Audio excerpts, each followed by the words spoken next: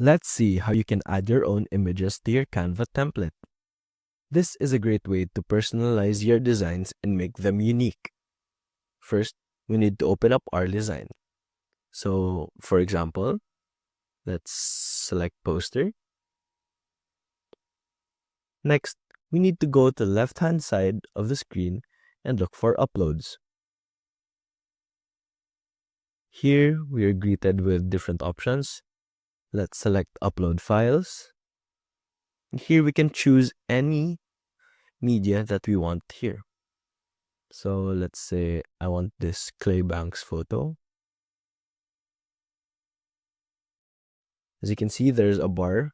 Once it's finished uploading, all we need to do is click on it, or we can drag and drop it in our design. Here, let's just adjust the size accordingly till I'm satisfied with it.